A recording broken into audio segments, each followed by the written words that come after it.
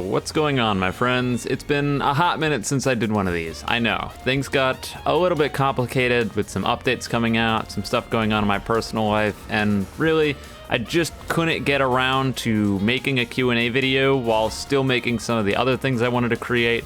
And I figured since these usually don't do quite as well as the other videos, not too many people would miss them, so I cut it out for the last 1 or 2 months, but we're back. So I asked you guys some questions, and you've given me some, so I'm here to answer them. Without further ado, let's get started. Our first question comes from CodePloth, who asks, am I going to make a new stand tier list? And this is something that I think I answered a little while back, and I'm gonna be answering it again, and the answer is still the same from like 2 months ago.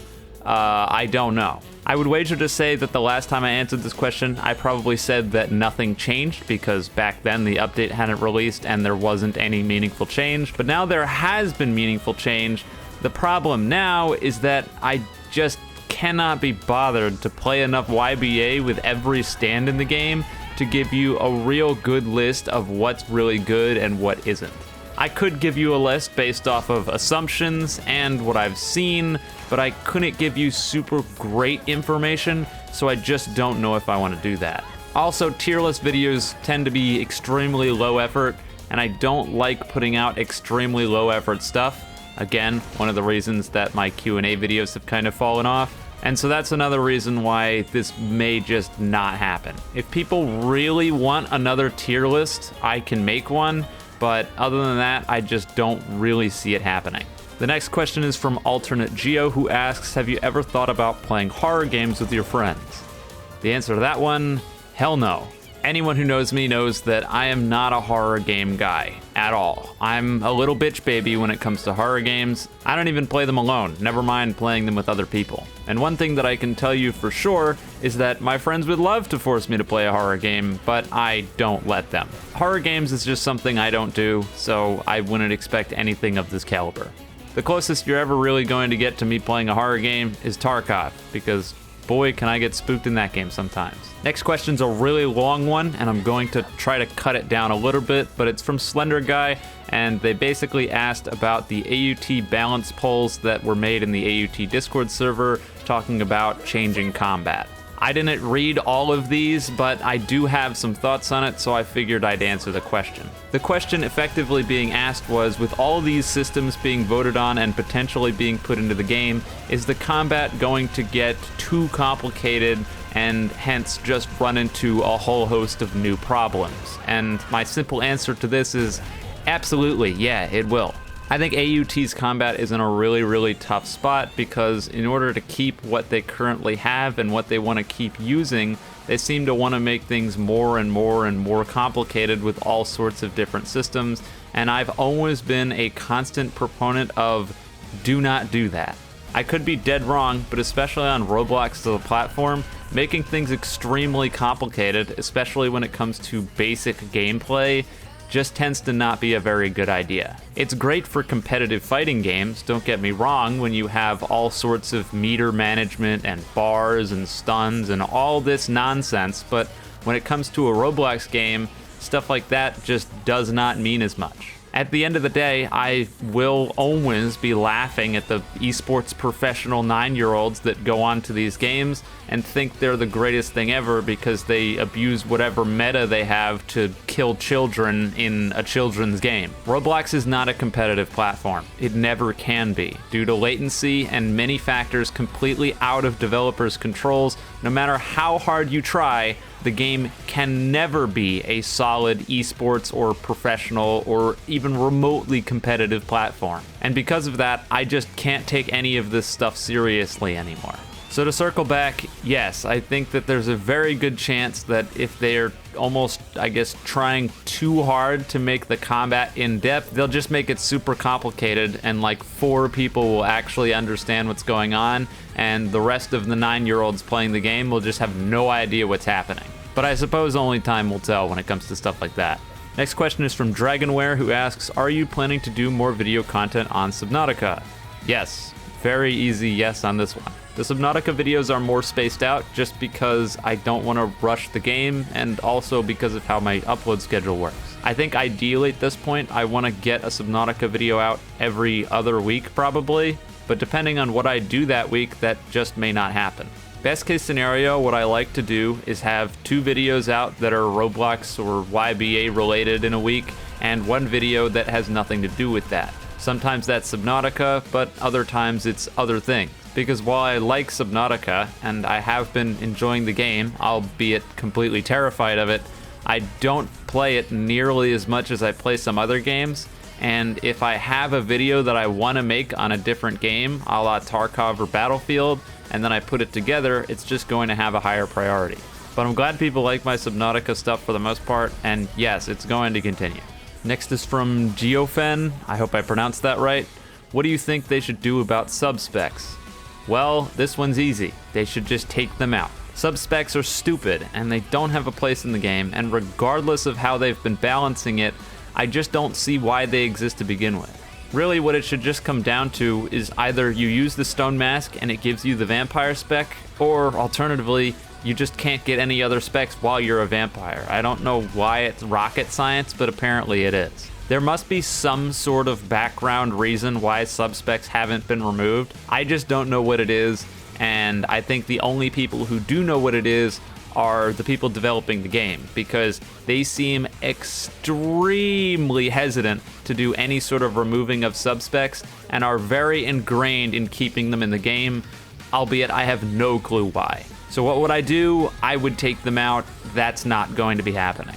Next is from Bro SMH, who asks, "Hey Clips, was wondering what happened to Hours, as I'd love to see you continue with that game." Well, Hours doesn't have a lot going on, and I just didn't see how I could make another video that just wouldn't be a carbon copy of the first one. I feel like I'm notorious at this point for trying to up the ante, or at least feel like I'm kind of trying when I make my videos, and sometimes that bites me in the ass. This is one of those times. Hours was kind of fun to play, and I'd probably go back and experiment with some other stuff in that game, but really what it comes down to is I would just be playing the same levels over and over again with slightly different abilities, and I don't see how I could turn that into a video without it just being the previous video. But again, like, don't get me wrong, I never beat the final boss. I'd like to beat the final boss, but I just don't see how I could go about getting through the previous levels without it just being your standard gameplay commentary without anything added onto it. The bottom line is, when I go to record something for stuff I've already done, I like to try to reinvent things, whether it be some sort of self-imposed challenge or otherwise, and just doing the same thing, but again, doesn't feel good. So really, that's why you haven't seen Hours, and it honestly probably won't come back. Next is from Chap. Since the new updates along with the new Crazy Diamond rework are coming up, Uzu's been very active with the updates. Do you think he can keep the streak? No, obviously he can't. This isn't a secret, but right now it's August, soon to be September. This video will probably be out in September, and school will start around this time for most people. Uzu is notorious at this point for not being able to balance his work-life schedule. And you know what? Sometimes that is legitimately hard. I completely understand. And because of that, unless there are new developers taking over, which admittedly I think there may be a few, but assuming that they have better work-life balance, I have no idea. What I can only assume is going to happen is once we start getting into the school year and just away from the summer, we're gonna see less stuff, albeit I don't know if it's going to be as bad as it was a year ago. Who knows? I just know that things are almost certainly going to slow down, and I don't see how they wouldn't. The next question's an odd one.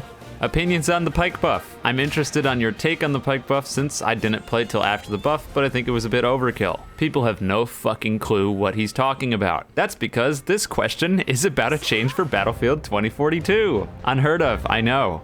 It's almost like I want to play other games or something.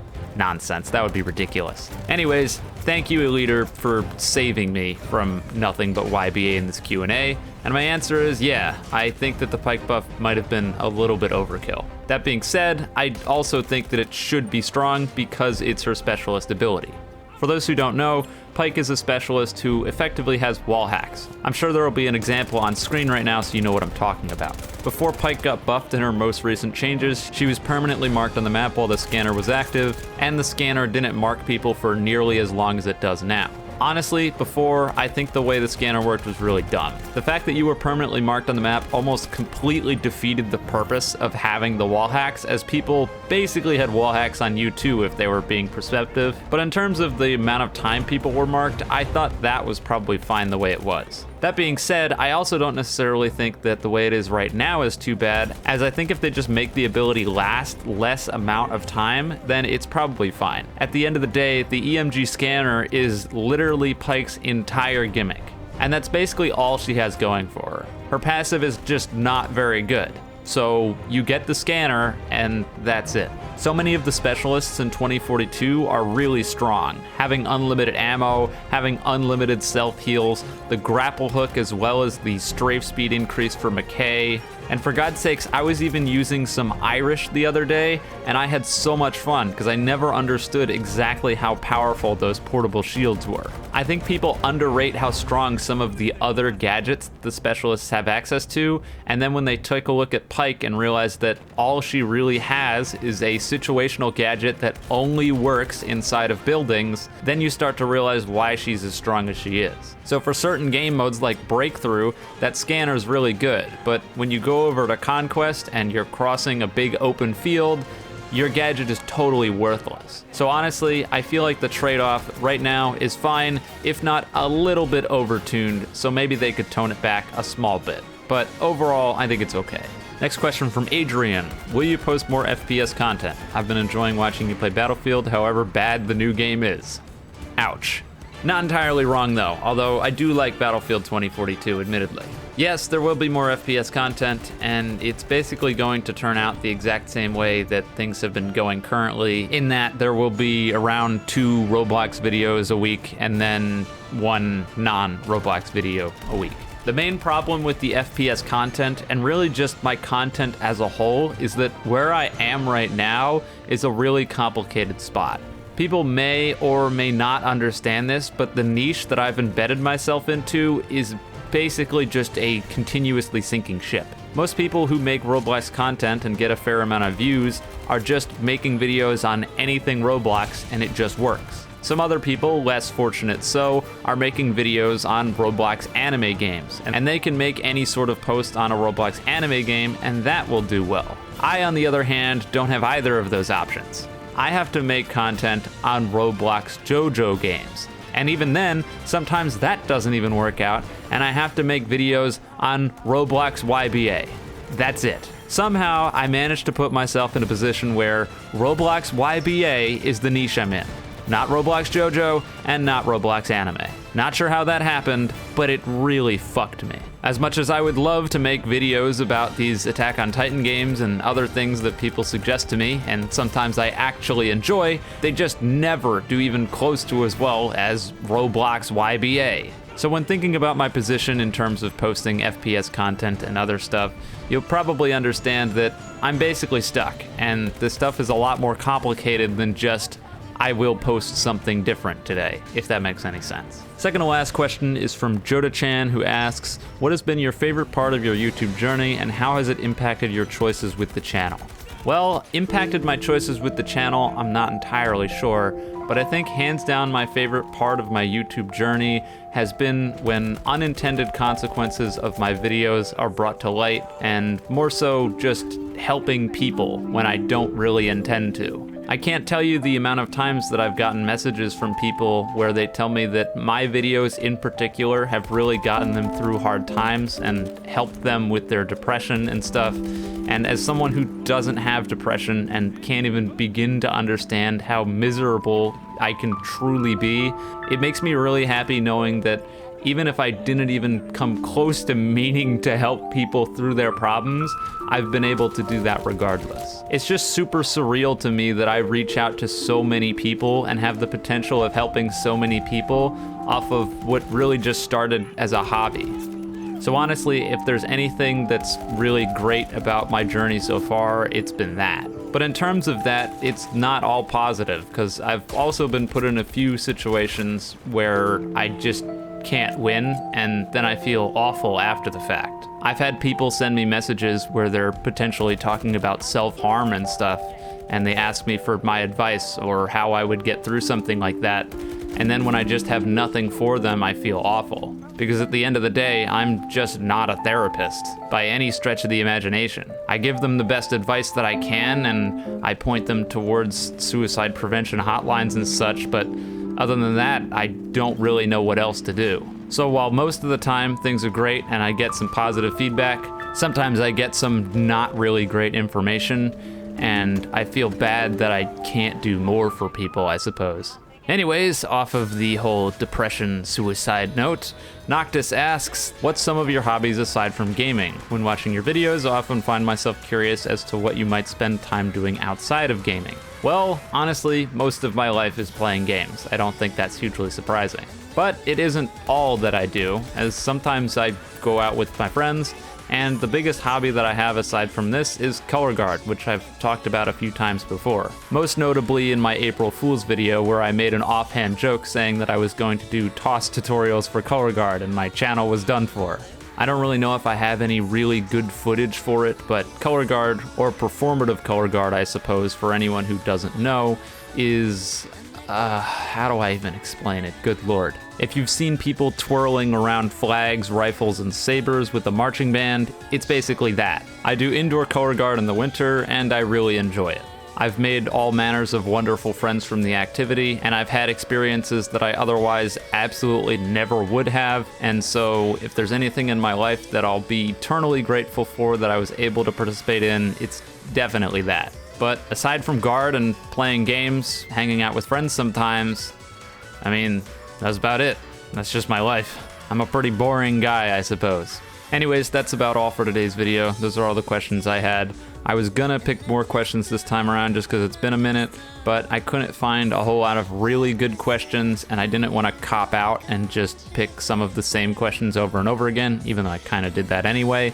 So this is just where we ended up. Regardless, final notes, I stream sometimes. It's never Roblox, but I do it. So if you want to watch me over there, it'll be linked in the description. I'm pretty sure it's eclipse_livestreams, but again, it's linked in the description. That's far easier. So feel free to follow me over there. But with that being said, we're done here. So if you enjoyed the video, leave a like, subscribe. If you didn't, don't. And have a wonderful day or night wherever you are. I'll see you next time.